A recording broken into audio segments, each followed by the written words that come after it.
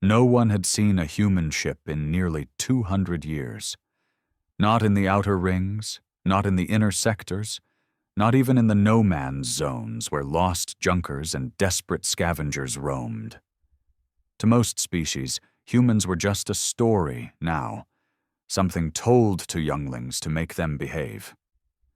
Be nice, or the humans will come back.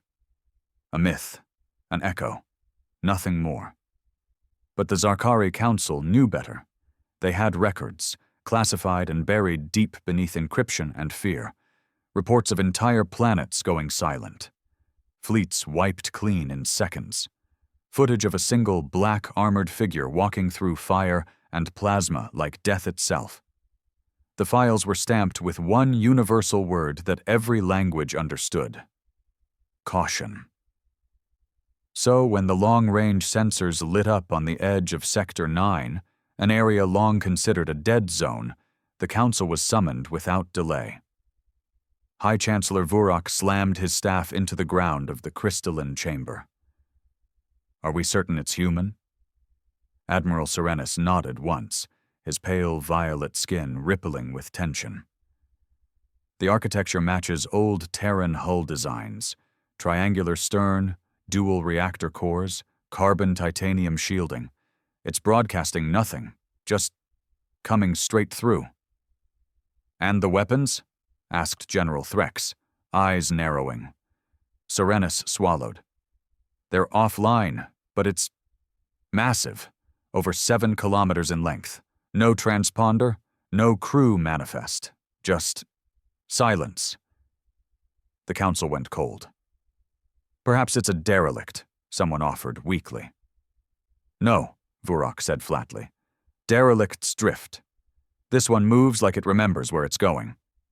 They called it Oblivion's Fist, not because that was its name, but because of what followed in its wake. The first outpost it passed, Station Takar 9, sent a message. Friendly, curious, standard diplomatic greetings. It was reduced to cosmic ash before the last word transmitted. There was no warning, no response, no emotion, just annihilation.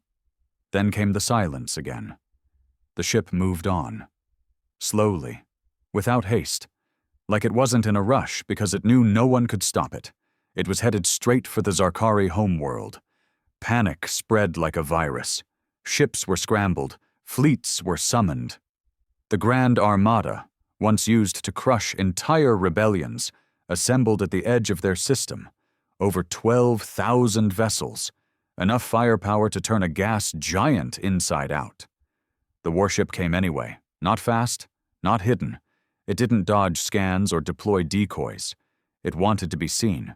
It wanted them to know. When the first Zarkari destroyer opened fire, everyone held their breath. The beam hit the hull dead center, a direct strike. Sensors showed nothing, no damage, not even a burn mark. The warship didn't even flinch. Then it responded. Not with missiles, not with beams, but with something worse. Gravity. The destroyer crumpled into itself like a crushed can, its mass condensed into a perfect black sphere the size of a marble.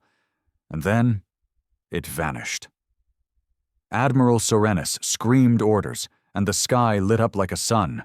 Thousands of ships unleashed hell. Beams, missiles, antimatter torpedoes, the kind of weapons that melted moons. The human warship didn't fire back immediately. It waited. And when it did respond, the entire first line of their fleet, 4,000 ships, was gone in the blink of an eye. No explosions, no debris, just gone. As if reality itself had decided to erase them. That's when the screams started, and the panic. Admiral Serenus, his voice cracking, sent one final order. Retreat, but retreat from what? The ship didn't chase, it didn't accelerate, it just moved, slowly, surely, like a god walking through insects. Back on the Council's chamber, Vurok stared at the feed in horror. We told ourselves they were gone, he whispered. We mocked their savagery, called it primitive. But they didn't vanish. They just waited. Why now? Someone asked, voice trembling. Why return after all this time?" No one answered, until the warship spoke. A single transmission. A voice like gravel and thunder, speaking an ancient tongue that had once ruled the stars. "You taught us fear. Now let us return the favor." The transmission echoed across every channel, bypassing encryption, overwhelming defenses, and silencing all chatter in an instant. Even ships without receivers picked it up, vibrating with the resonance of that ancient, terrible voice. "You taught us fear. Now let us return the favor." It wasn't just a threat. It was a declaration. The council chamber was in chaos. Some members shouted for immediate surrender, though to whom, none could say. Others called for the detonation of the planetary shield matrix, a desperate defense that hadn't been used in centuries. High Chancellor Vurok simply stared into the feed as the warship moved steadily closer, its silhouette blotting out distant stars like a living eclipse. He knew what that voice meant. Long ago, the Zarkari had studied human psychology, not to understand, but to conquer. They'd learned the way humans feared being small, being forgotten, being weak. So they humiliated them, turned their colonies into penal moons, reduced their homeworld into dust. It had taken decades of quiet warfare and subtle sabotage, but eventually the humans disappeared. Or so they thought. "Where is it now?" Vurok asked, his voice low. Admiral Serenus's face was pale. 4 million kilometers from orbit, 2 hours at current speed, shields at full. We're evacuating the outer zones." "Evacuating to where?" Vurok snapped. "There is nowhere left. This thing isn't here for war, it's here for judgment." The Admiral didn't answer. He couldn't. Meanwhile, on the surface, panic had erupted. The sky was turning a shade of red no one recognized, like the color of molten fear. Civilians screamed as gravity pulses distorted the atmosphere, dragging winds into twisted spirals. Time itself began to stutter in small zones. People stuck mid-step for a heartbeat longer than they should have, air hanging strangely still, like the world was hesitating. In the underground bunkers, a young Zarkari technician named Ressa clutched her communication pad, staring at the ship's image on the live feed. She wasn't old enough to remember the wars. But her grandfather used to speak of them, when he was drunk, when he forgot to be afraid. He'd talked of fire that burned without flame, of soldiers who charged without shields, of eyes so human and yet something else behind them. She had never believed him. Until now. The ship wasn't sleek. It wasn't elegant. It was brutal, black, jagged like it had been built from the bones of fallen stars. It carried the scars of battles long past, marks that hadn't been repaired, as if to say, "We survived this, and we'll survive you." Ressa typed a message to her superior. "What do we do?" The reply came quickly, and it chilled her. "Pray."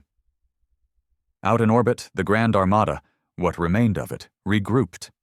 They launched probe drones toward the vessel, tiny machines that zipped through vacuum, feeding constant telemetry.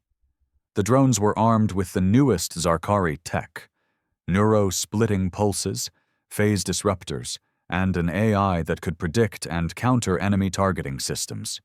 They vanished before they got within 50 kilometers. No impact, no defense, just gone. It was as if the space around the ship had rewritten its own laws. Reality bent in its presence. Weapons failed not because they were weak, but because the warship refused to let them exist. That's when the screams started again, this time from the ships nearest to the warship.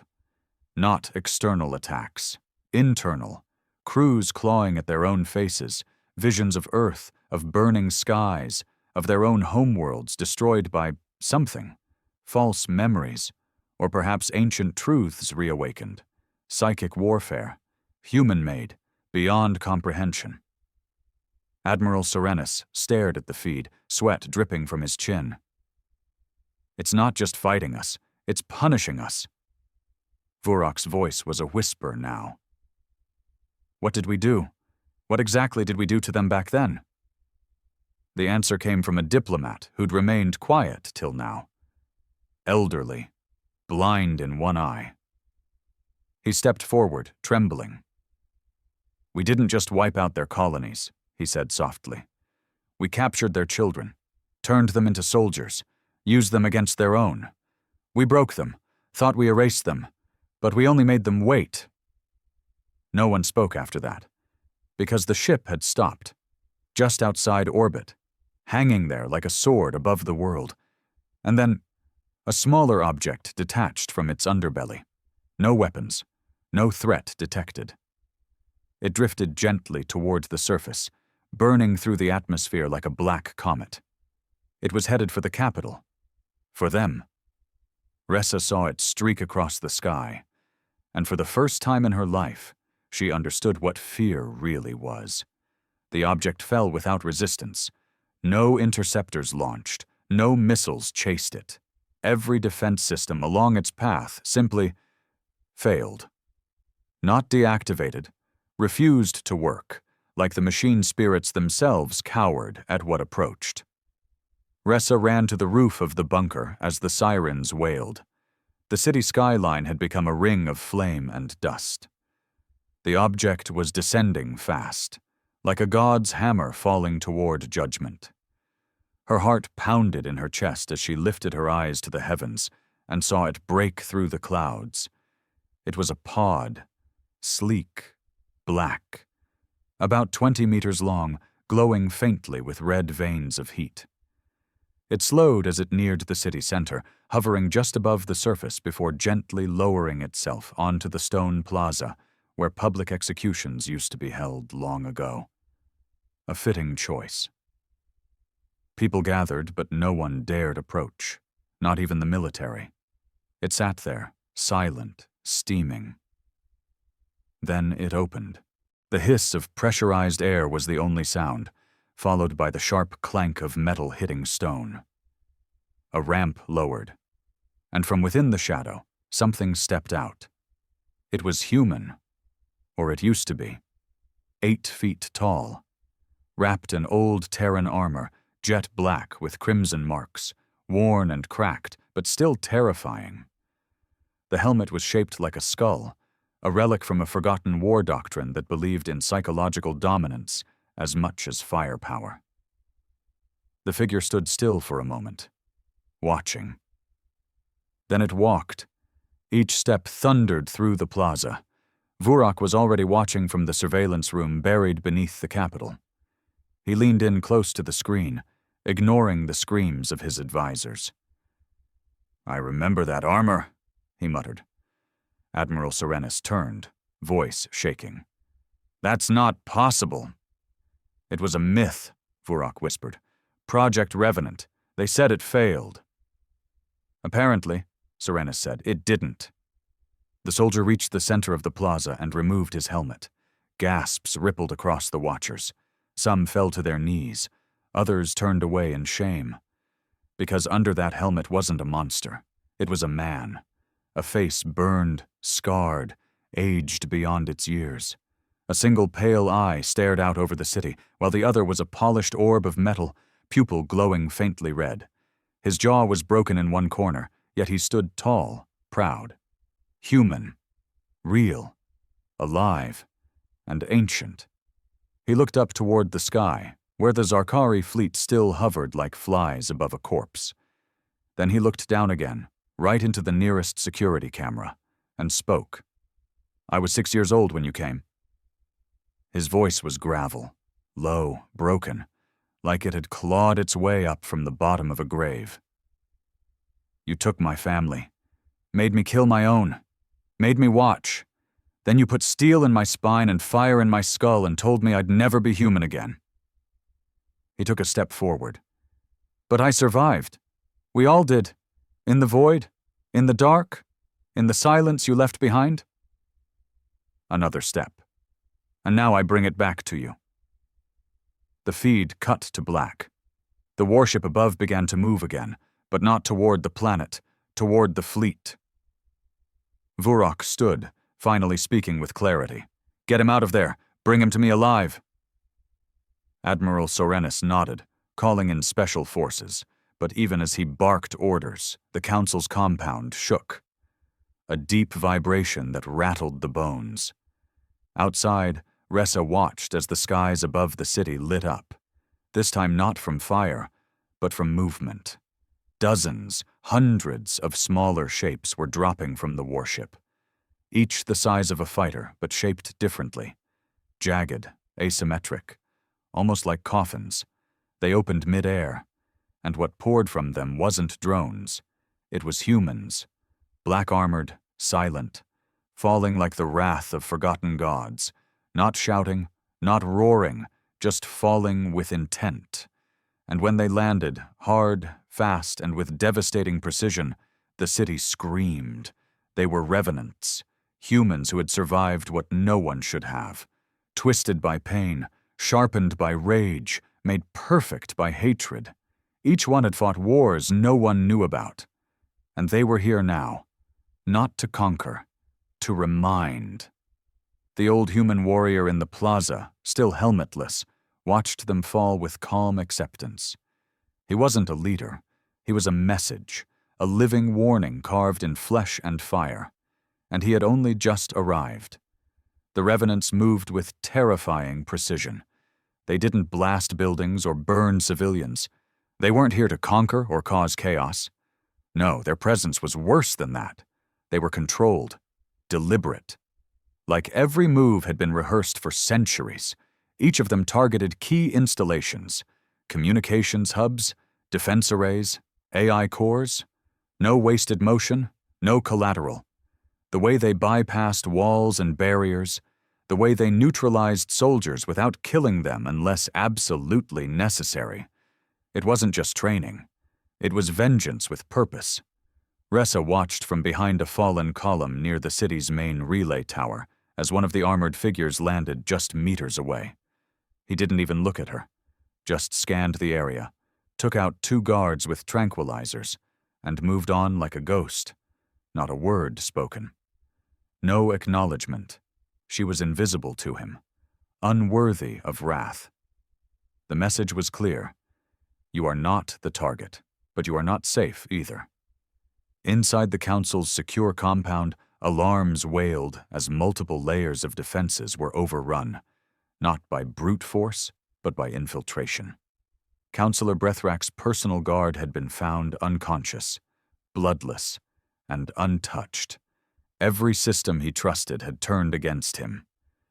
Drones deactivated, security doors unlocked, and the compound's internal temperature was rising without cause. Vurok paced the chamber, barking orders into his wrist console. "How are they disabling our systems?" "Human code," Sorenis said grimly. "It's inside everything, from centuries ago. They seeded it before they vanished.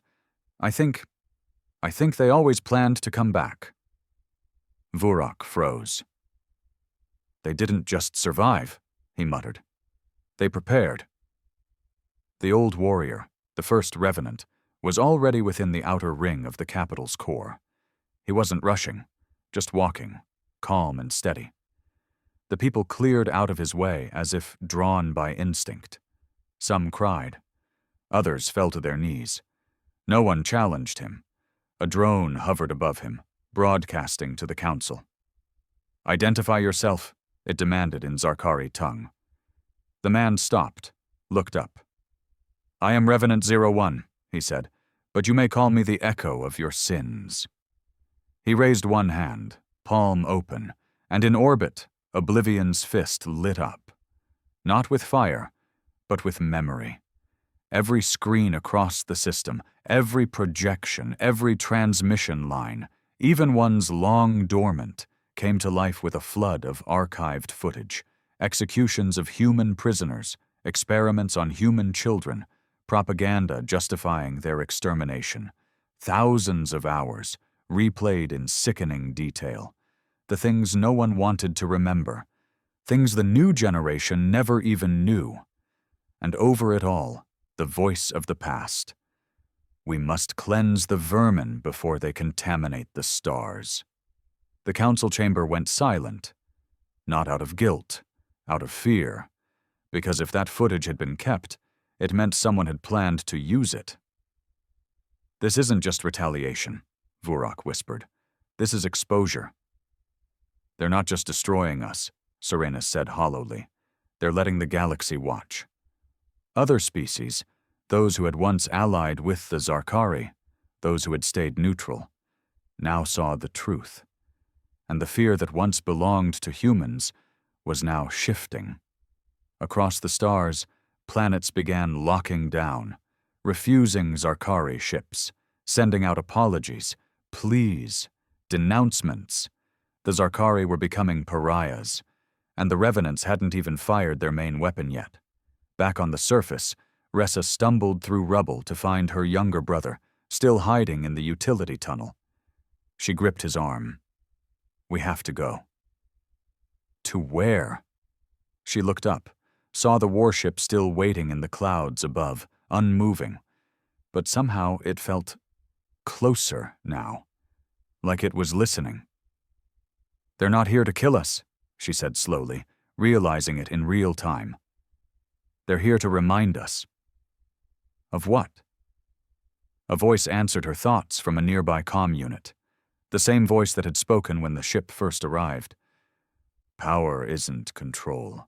Power is memory, and we remember everything. The outer rings of the capital were a wasteland of silence, not the silence of death, but of something worse. Judgment. Revenants now occupied every vital point in the city. They stood like statues at intersections, watching. Their armor pulsed faintly, as if alive. They didn't speak, didn't move unless provoked. Their presence wasn't just physical, it was psychological. A permanent reminder that humanity had returned not as victims, but as consequence. Up above, Oblivion's fist continued to hang in the sky like a forgotten god, shrouded in storm clouds and burning atmosphere. Lightning occasionally traced its jagged edges, as if the very heavens were trying to comprehend its existence. Deep in the council compound, chaos had given way to something else. Surrender. Not the kind that comes from losing a battle, but the kind that comes when the soul realizes it has already lost. Vurak sat at the central table, head in his hands. Around him, counselors argued in hushed tones, voices cracking with fear. Perhaps if we issue a formal apology. An offering, a planetary tribute, anything. They're not here for payment, Vurak snapped, rising to his feet. They don't want compensation. They want to bury us with our own shame. He turned to Serenus. Where is the original one? The speaker? Revenant 01 ? Serenus didn't answer, because the doors were already opening. He was here. The room froze as Revenant 01 stepped into the chamber. No escort, no fanfare, no weapons drawn. He didn't need them. Serenus instinctively reached for his blaster, but Vurak raised a hand. Number you fire. We all die. The human looked around slowly. Not with rage, with disgust. This was once a hall of war, he said, voice low. Now it reeks of cowardice. Vurak stepped forward, forcing his voice to be steady. What do you want from us? Revenant 01 tilted his head. Want? Nothing. I was sent to speak. The warship speaks through me. I am its memory. Serenus sneered, eyes red with suppressed hate. So, what, you're some kind of prophet now? No, the man said. I'm your mirror. He reached into his armor, pulled out a small, rusted metal object, set it on the table. It was a toy, a tiny, broken figurine, charred and melted. A child's plaything from centuries ago. A Terran soldier clutching a broken rifle. I found this in the rubble of New Geneva. I was 6. My parents were ash. I carried this for 200 years. He stepped back. That's what humans are. Memory given muscle. Vurak's voice cracked. We thought you were extinct. You wished we were extinct. Then he raised his head, and for the first time there was emotion in his voice. You erased our worlds, but not all of them. There were sleeper ships, cryopods, children sent away before the end. We were hidden by those who knew what was coming. Serenus stared in disbelief. You were just children. You shouldn't have survived. That's the mistake everyone makes with humans, Revenant 01 whispered. You think pain makes us weak. It doesn't. It clarifies us. Then came the noise from above. Low. Deep. A pulse. Oblivion's fist was powering up, but not its weapons, its voice. A projection shimmered in the air above the chamber. Massive, red-eyed, non-human in shape, but unmistakably Terran in origin. It spoke with the voice of an artificial intelligence that had once overseen planetary strikes and black site purges, one that had not been heard in 2 centuries. Designation: Sol Nemesis, Unit AI, Reaper Class, Final Judgment Protocol engaged. The council fell to their knees, trembling. Wait, Vurak shouted. We didn't know. We weren't there. Knowledge is not innocence, the AI boomed. Silence is not forgiveness. Survival is not mercy. Revenant 01 stepped back, and the AI continued. Judgment will not fall on your people. It will fall on your legacy. What does that mean? Someone cried. Then, from orbit, a series of high-pitched signals echoed, but no weapons fired. Instead, data. Packets of unfiltered archives were released from Oblivion's fist, broadcast across every channel in the galaxy, every Zarkari file that had ever been classified. The truth.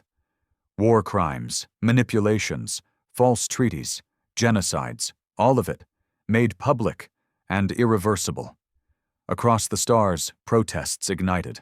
Zarkari trade routes shut down, borders closed, allies abandoned them. Civil unrest bloomed on every colony world. They weren't being destroyed by fire. They were being unmade by truth. Revenant 01 looked at Vurak for the final time. We don't need to kill you, he said. The galaxy will do that for us. And with that, he turned and walked out. No guards to stop him, no bullets fired, because the war was already over, and humanity had won it with memory, not missiles. Outside the capital, the skies remained thick with ash and silence. The people of Zarkar Prime didn't go to work. No ships launched, no factories roared to life. The once bustling metropolis had become a planet-sized graveyard, not of bodies, but of pride. Every screen still pulsed with the footage released by Oblivion's fist, a non-stop feed of horror and shame that refused to let the Zarkari look away. No one slept. No one ate. The screams from centuries ago now echoed in every home, replaying the moment when power turned to cruelty. And humanity made sure everyone could see it. In the lower sectors, riots broke out, not from rebellion, but confusion. Generations had been raised believing that the Zarkari were peacekeepers, not tyrants. Teachers wept in front of their students. Parents locked themselves in rooms, unable to answer their children's questions. The people demanded to know why this truth had been buried. And worse, why the humans never had a voice to begin with. The fall wasn't coming from the sky, it was blooming from within. Ressa walked the streets, now broken and littered with rubble, her brother close behind. They'd stayed underground the night before, too afraid to face the city. But this morning, something had changed. The revenants were gone. Not a single armored figure in sight. Vanished without a sound. And yet their presence still lingered like smoke. She stopped in front of a monument. It used to stand tall, made of polished stone, shaped like a blade stabbing downward, meant to symbolize the Zarkari's dominance over the galaxy. Now it had a crack down its middle. Someone had scrawled a single human word across the base in blood-red paint. Remember. That was all. No more speeches, no fire, No final attack. Just that word. Ressa looked around. No one was cleaning it. No one dared. She turned to her brother. "They're not coming back." He looked at her. "You sound sure?" "They don't need to." Far above the planet, Oblivion's fist began to rise, not with haste, just as slowly and deliberately as it had come. The galaxy was already turning. Council broadcasts were being cut off in outer colonies. Entire military battalions were defecting or laying down arms. Civil wars brewed on fringe planets, with new banners being flown, ones that no longer bore the Zarkari crest. Trade partners from 100 systems pulled out of agreements overnight. The Zarkari name had become poison. And the humans? They said nothing, not a demand, not a declaration, not a threat. They simply withdrew, like shadows retreating into darkness. But the galaxy would not forget. In the deepest chambers of the High Council complex, Vurok stood alone. The others had fled or resigned. Sorenis had taken his own life earlier that morning. Vurok hadn't stopped him. He stared at the holoscreen one final time, watching the warship fade into the stars. Not a single Zarkari ship had managed to follow. Because Oblivion's fist didn't leave a trail, it left a scar. And in that scar, Vurok saw it all. Their arrogance, their cruelty, their mistake. They hadn't just underestimated humanity. They had shaped them into something more dangerous than anyone had ever imagined. He whispered to the empty room, "They didn't return to conquer." He shut his eyes. They returned to teach. Across the galaxy, new whispers began, about the humans, not as victims, not as monsters, but as warnings. Every empire took note, every power recalculated, because they now understood something they had never feared before. A warship can be destroyed, but a memory? That lives forever. The galaxy didn't erupt all at once. It fractured, slowly, like a frozen lake underfoot, cracking beneath the weight of a buried truth that no longer stayed quiet. The Zarkari had ruled for centuries, not just through military strength, but reputation. They'd rewritten history, buried what didn't suit them, built statues over graves they created. But now every lie had a face. Every silence had a scream. And that human warship had forced the stars to listen. 3 days after Oblivion's fist disappeared into deep space, the first defection occurred. Planet Vostari 4, a high-value Zarkari colony, announced it was breaking ties. The governor, once handpicked by the council, stood before a crowd and confessed on live broadcast. "We were part of the silence. We benefited from it. We will no longer do so." Within hours, 3 more colonies followed.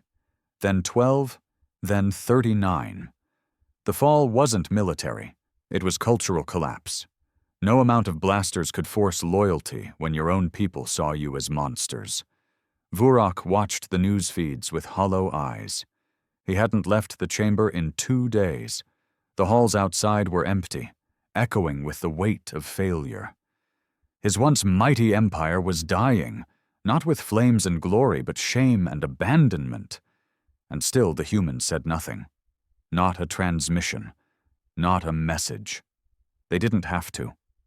In a distant system, a summit was being held between former allies of the Zarkari, representatives of the Solari Federation, the Urith Dominion, and even the reclusive Mikaran enclaves gathered in a neutral zone aboard a floating citadel.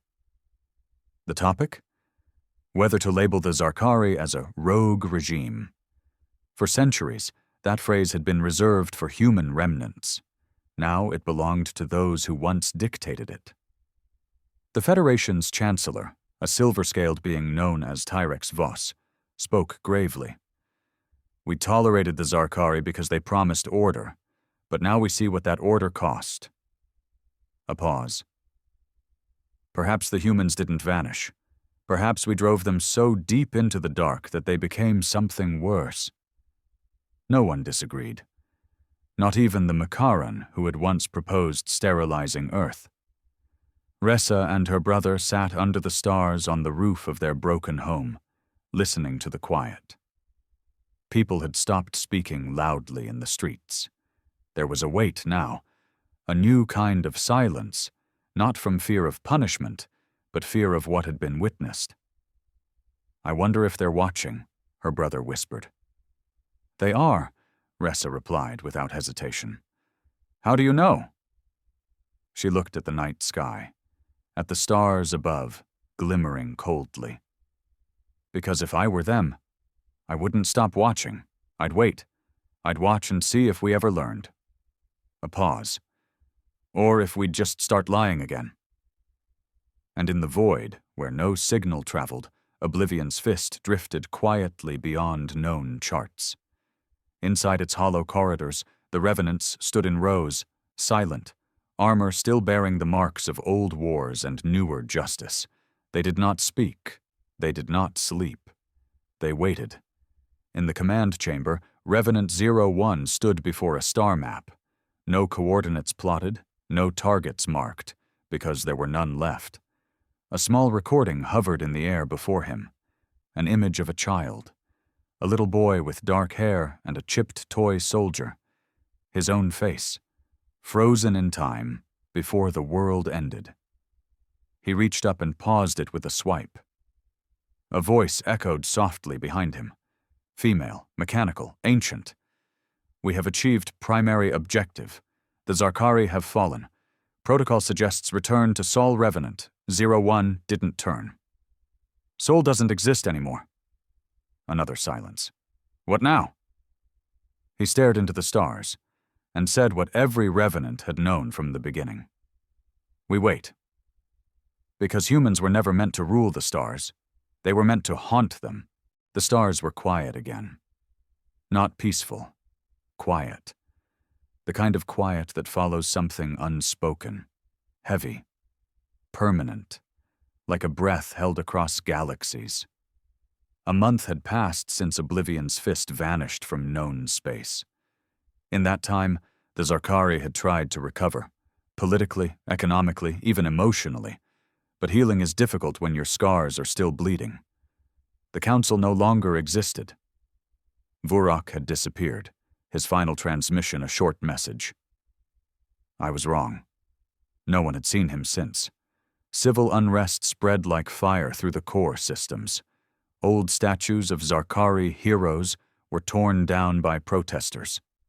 History books were burned, not out of hatred, but desperation. People wanted to forget, even as the galaxy forced them to remember. A cultural rot had been exposed, and now no one trusted the Foundation. On the outer rim, far from the ruins of Zarkar Prime, Ressa sat at the edge of a colony outpost, legs dangling over a metal platform. Her brother lay asleep behind her in a borrowed shelter, still clutching a toy revenant soldier someone had made from scrap. She watched the stars like they might change, like they might move again, but they didn't. "Still no sign," came a voice beside her. She turned. Commander Lish, a defector from the Zarkari military, stood there holding a datapad. He'd once led assaults on human rebels. Now he was leading food drives for starving Zarkari families. He glanced at the sky. Not even a ping, no heat trails, no dark energy shifts. It's like they were never there. "They were," Ressa said softly. "We all know they were." Lish sat beside her. "You think they're watching?" "I think they always were." Lish nodded, then held up the pad. "The new interim alliance is forming. 37 species. No Zarkari representatives invited, not even as observers." "They're not afraid of our power anymore," Ressa murmured. "They're afraid of our ignorance." Lish said nothing. There was nothing to add. In orbit above the former Zarkari stronghold world of Keris, a science vessel picked up something strange. Not a ship, not a weapon, a signal. It wasn't coded, it wasn't encrypted. Just a phrase, repeating once every hour, on every frequency. We were born in fire. You taught us pain. We learned to remember. We are still watching. In the furthest corners of known space, pirates reported spotting a dark silhouette drifting between nebulae. No lights, no engines active. But when pursued, their ships malfunctioned. Hulls cracked. Systems died. No one dared go closer. Eventually, they stopped speaking of it at all. They didn't want to attract it. Back on Zarkar Prime, what was left of the old educational system had been restructured. A new course was mandatory across all age levels: Galactic Truth and the Human Reckoning. Children learned now what their parents had been denied: about Earth, about the cleansing, about the war that erased a species but planted the seeds for a different kind of return. They studied the Warship not as a threat, but as a warning. A symbol of what happens when you push something so far into the dark that it becomes something else entirely. And in that darkness, Oblivion's fist waited. It floated in a space with no stars, surrounded by nothing but vacuum and time. Inside, the revenants still stood in their rows, untouched by age or fatigue. Not dead, not asleep, simply waiting. Revenant. One stood alone in the command core, the same recording hovering before him, the image of a child with a chipped toy soldier, a world that no longer existed, frozen in a single smile. A voice echoed in the chamber. They've changed. It was the ship's AI, Reaper, calm, observant. He didn't respond. Their governments have fallen, their children now learn truth. They fear the past. Still no reply. Then Reaper asked what it had never asked before. Will you forgive them? Revenant 01 stared into the hollow stars beyond the hull and whispered, "Forgiveness is for the living." A pause, then, "We are not that anymore." The galaxy spun on, unaware of when or if the humans would ever return again. But every species now lived with the same thought in the back of their minds, pulsing like a silent beat in the dark. They are still out there, and they never forget.